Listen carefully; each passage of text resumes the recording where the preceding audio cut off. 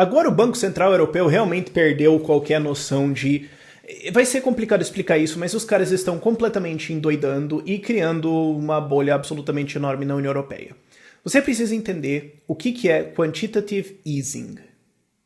Isso é uma operação, não importa o nome, importa o que é. É uma operação que o Banco Central Europeu faz, vários outros bancos centrais fazem, mas o Banco Central está fazendo uma operação que é o seguinte. A gente quer colocar dinheiro na economia. A taxa de juros já está negativa, ou seja, nós já estamos pagando as pessoas para tirar dinheiro emprestado. A gente está punindo quem economizar. Mas não funciona, você precisa colocar mais dinheiro na economia. Então o que o Banco Central Europeu faz? Ele compra dívida. Tem títulos de dívida? Tem. Então eu, Banco Central, imprimo dinheiro do nada, crio e dou para você torrar como você quiser, para desesperadamente tentar manter essa economia viva, sendo que esse experimento keynesiano gigantesco deveria ter falhado. Qual é o problema que o Banco Central Europeu está enfrentando?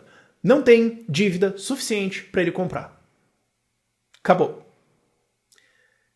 Existem padrões que o Banco Central Europeu impõe para que dívidas ele vai comprar, que qualidade. Deve ser dívida segura, mas ela tem que ter um rendimento específico. Nomeadamente, ela tem que ter um rendimento maior do que o rendimento do Banco Central Europeu. As taxas de juros do Banco Central Europeu estão agora negativas em 0,4%. Ou seja, se um título rende menos que isso, se ele dá mais prejuízo que isso, o Banco Europeu não pode comprar. Então o que aconteceu? Logo depois do Brexit, isso se tornou mais evidente, mas isso já era... O Zero Hedge, que aliás é um site absolutamente excelente, está linkado lá na descrição, já estava tentando isso desde 2015. Eles estavam falando, isso vai dar errado. Mas depois do Brexit, isso ficou cada vez mais óbvio. Que, vem cá, a gente exige um certo padrão de qualidade de dívida dentro da Europa para a gente comprar, para tentar injetar liquidez, para tentar colocar a dinheiro no mercado, e não tem essa dívida de qualidade. Então o Banco Central Europeu agora tem duas opções. Ou ele baixa ainda mais a taxa de juros dele, fazendo mais uma loucura financeira e aumentando a bolha econômica que ele já criou, ou ele compra dívida lixo. É isso. Outra coisa que ele pode fazer nessa coisa de comprar dívida lixo é que ao invés de comprar... Aí eu chuncho. É o plano 2B. Ao invés de comprar dívidas soberanas, dívidas de países, títulos da Alemanha, títulos da Itália, títulos... Né, não da Itália não, mas títulos seguros. Títulos da França, títulos de países mais ok, a coisa vai dar certo. Ele fala, bom, então vamos comprar títulos de empresas. É o que tem. Então agora... O Banco Central Europeu pode decidir simplesmente imprimir dinheiro do nada para dar para empresas que estão emitindo dívida. Então, se a sua empresa quer ganhar dinheiro, você cria um título, joga no ar, o Banco Central Europeu compra e te dá dinheiro do nada, com a promessa de que, obviamente, você vai eventualmente repagar ele a provavelmente taxas de juros negativas. Essa é uma insanidade keynesiana intervencionista gigantesca que não tem estritamente nada a ver com o livre mercado. Nada a ver com isso. Esse é o nível de bolha que os caras chegaram. Eles tentaram, não, vamos baixar a taxa de juros para zero. Não adiantou. Para baixo de zero. Não adiantou. Então faz quantitative easing. Enfia dinheiro no mercado. Não tem dívida para comprar. Então agora eles estão na posição onde eles têm que ou baixar a taxa de juros ainda mais, o que vai criar mais insanidade econômica, mais juros negativos. Imagina quando isso chegar lá para o cliente do banco. Isso eventualmente vai passando da economia do Banco Central até você que está economizando. Imagina quando a poupança das pessoas tiver rendimento negativo. Ninguém mais economiza dinheiro. Então de onde que vai ter crédito? Não sei. Não sei como é que vai ficar isso. Mas agora eles podem fazer, então a gente pode fazer isso ou recompensar empresas e comprar a dívida delas, o que vai baixar o rendimento delas, o que significa que agora as pessoas que compram dívida de empresas não vão ganhar tanto dinheiro com isso, ou seja, tem menos dinheiro não vai funcionar, menos dinheiro rendendo, então eles vão para outros ativos que são mais arriscados, o que significa que agora empresas arriscadas, mais irresponsáveis, vão ter mais clientes, porque alguém está comprando toda a dívida de qualidade, então a galera vai ter que ir para dívida ruim. Só que quando o Banco Central Europeu comprar essa dívida de qualidade, ela vai para o negativo também, o que significa que quem está comprando isso não vai ganhar dinheiro. E o Banco Central Europeu não vai poder mais comprar isso, o que significa que ele vai ter que comprar dívida de empresa bosta, ou que ele vai ter que comprar dívida assim, de países tipo a Grécia.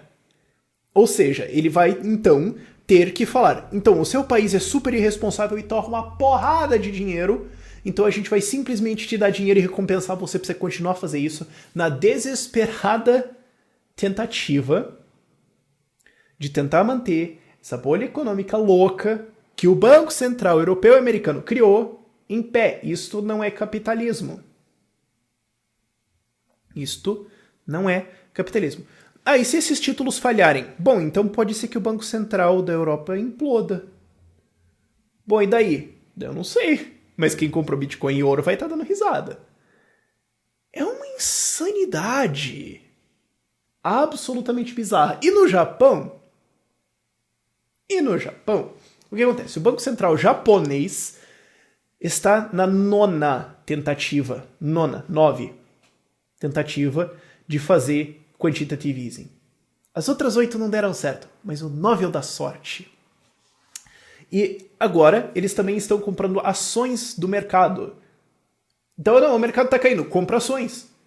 Bom, peraí, isso significa que toda vez que o mercado ameaçar cair muito forte, o Banco Central japonês vai entrar comprando ações. Sim.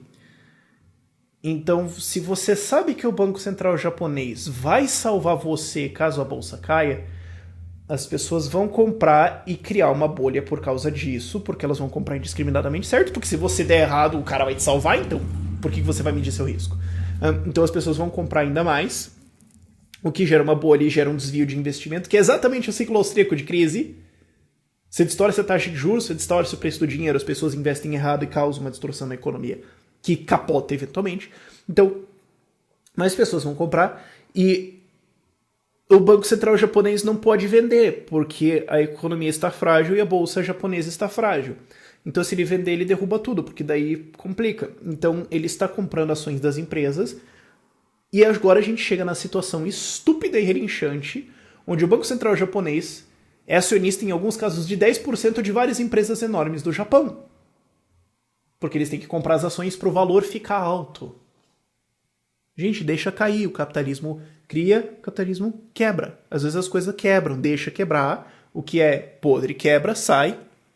E nas cinzas disso, nos recursos que essas empresas libertam, matérias-primas, força de trabalho, etc., novas coisas vão ser criadas.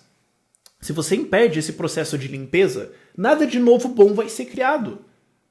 É que nem o fazendeiro que fala, bom, tem uns matos aqui crescendo na minha fazenda, que estão impedindo a minha produção de comida, mas eu não quero cortar as plantinhas, porque daí vai cortar as plantinhas, então eu vou regar elas, e eventualmente 10 anos depois o cara fala, pô, mas eu tenho uma plantação de mato.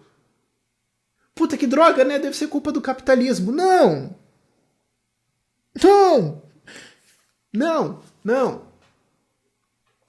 Essa é a insanidade que o Banco do Japão está fazendo. E não vai adiantar. Porque eventualmente isso não vai ser o suficiente. Esse é o tipo de coisa que é aquela mentira contínua. Você mente uma coisa, te pegam, aí você tem que fazer uma mentira maior, e maior, e maior, e maior, e maior. Até um ponto em que você está inventando, não, pera. Você tem que inventar alguma mentira insana, tipo o Estado existe para proteger você. Ao ponto em que, o que acontece? O Banco Central Europeu vai tentar comprar mais dívida de algum outro jeito. Eventualmente essa dívida vai zerar e vai se esgotar, ele vai ter que comprar outra, e outra, e outra. Ou ampliar o seu programa, ou baixar a sua qualidade de exigência, até o ponto em que isso não vai mais adiantar. E daí ele vai fazer o quê? Helicopter money. Eu já falei isso lá atrás. Dinheiro de helicópteros. Você simplesmente imprime dinheiro e dá. Não tem dívida para comprar pra gente enfiar dinheiro no mercado, né? Ou então não compra dívida, só enfia dinheiro no mercado mesmo. Vocês podem fazer isso. O Banco do Japão pode tentar fazer isso. E aí que isso vai funcionar por um tempo. Vai manter o paciente vivo um pouquinho. E daí isso não vai mais funcionar. E daí eles vão fazer o quê? Não sei. Talvez quebrar. E levar todo mundo que eles ficaram sustentando ao longo desses 30, 20 anos. No caso do Japão vai ser 30 anos. Mais, talvez. No caso da União Europeia, uns 10 aí. No caso dos Estados Unidos, provavelmente aí, talvez 10, 15. Se você contar, depende de como você está fazendo.